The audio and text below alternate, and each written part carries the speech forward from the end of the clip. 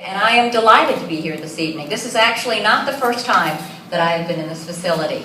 I have a long and a strong history supporting environmental issues here in South Carolina. And as I look out among the audience, I see so many of you who I've worked with on specific issues. I am also very, very proud that among the candidates here, I am the only candidate who has actually been endorsed by the South Carolina conservation voters. And also, and Bakari. However, I am the only candidate in this room who in fact received the very coveted Green Tie Award, which is presented by the conservation voters of South Carolina for outstanding legislative commitment to the environment. My commitment to the environment did not start with my legislative career. I started when I was a mayor of the town of Arcadia Lakes and worked to reorganize our recycling in Arcadia Lakes. And later, when I was vice chairman of county council, I worked and established the first pilot project for recycling in Richland County in the Rockbridge area. I have the hallmark piece of legislation, what has been called by the environmental community, the Energy Efficiency and Construction Act, which passed in 2007, and as a freshman I worked very hard on that. All state office buildings, like the one we have here, now have to be built according to LEED and GREET standards, and that is a result of the bill that I sponsored. I'm delighted to be here. I'm delighted to talk about environmental issues, a continuing passion for me. Thank you. Thank you. 4654, the Pollution Control Act, was a bill that we considered at the final hours of the legislative session last year, and needless to say, we had much debate on it.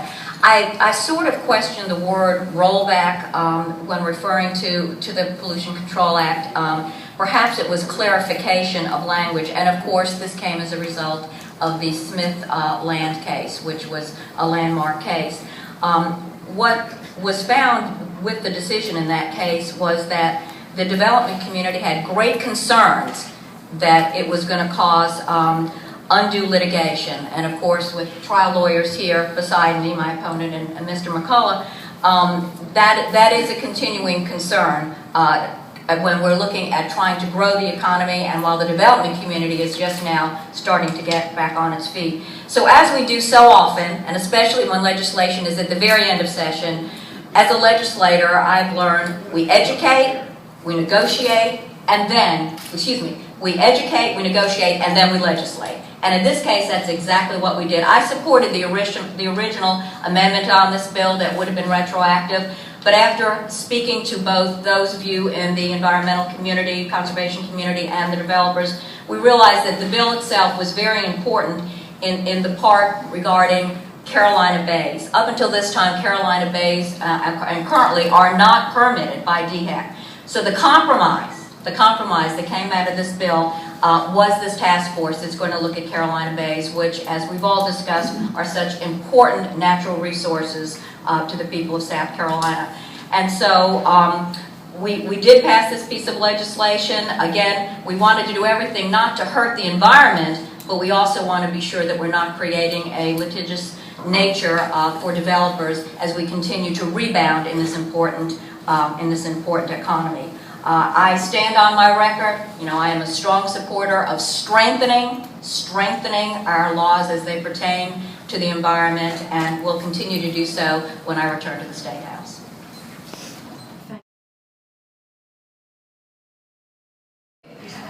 Thank you.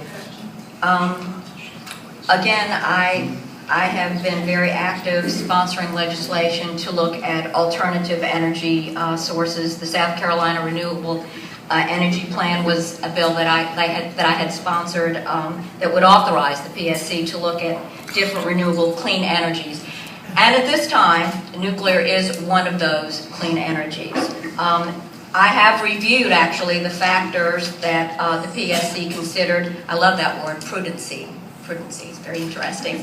And again, we can go back and forth. The site that was discussed was one that SCE&G already had. That made sense. Then they already had a nuclear unit there. And so the new units are the same sort of engineering, so that makes sense. Also, they use recognized nuclear certified contractors like Westinghouse. Having said that, we in the legislature and you as customers have authorized the Public Service Commission to go through this process. This is a very detailed process. This is the criteria before them, and this is the criteria that they used. Is there room for review? There's always room for review, but I think what we have to look at is the long term, and nuclear is going to be part of that patchwork quilt. I've supported, I have several bills I've sponsored on solar energy, wind energy, biomass, but nuclear is going to be part of that, and for no other reason, for the amount of jobs, and I'm telling you, I've been campaigning, knocking on thousands of doors. Jobs and the economy are the #1 issue that is facing our community, and increasing our nuclear capability certainly is going to be one of those. But it's only a small part. It can only be a small part as we move forward and look at the total patchwork of what we have to do to be sure that we're going to have not only energy independence, but we're going to be able to have various different resources for the future. And again, the ultimate goal is certainly to keep the rates down for our customers, but more importantly, it's to be able to look forward. What we do today is going to impact our energy needs for the future. And you know, I'm a great supporter of solar, but twinkling lights are nice for romantic dinners, but when you want to research energy issues, you want your computer on and you want your computer working with a steady flow. And that's what we have to have, is a combination of all different resources to be sure that we have energy for the future.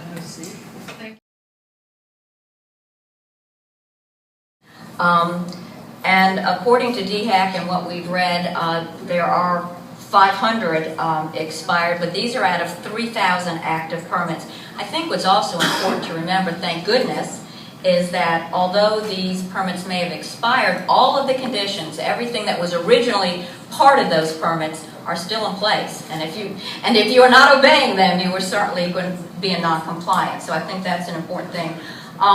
We are under new leadership with Director Templeton, and I have been in communication with her, like so many of you, after I was made aware of this situation. It was of great concern to me. I can tell you from a legislative standpoint, she's been made very, very, very aware of our concerns regarding these permits. But she is certainly has come into a situation, and it is going to take reprioritizing. It's going to take some restructuring, and in my communication with her, she's going to do just that. She's going to take a look at which permits need to be prioritized immediately and work from there. But we also have to be careful not to be too quickly to act.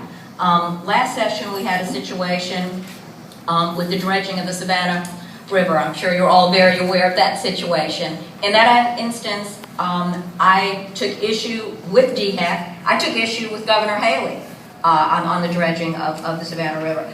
And so we want to be sure that we don't expedite these permits just to get them done. We want to be sure that they are researched and they are deliberated in a timely manner. But the other problem about just the answer of spending money, these permits are done by a combination of federal funds and state funds. And so I would like to start by taking a look at the agency. Again, Director Templeton has assured us that she is going to prioritize these permits, but I want to see what happens, and we can take deliberative action next session.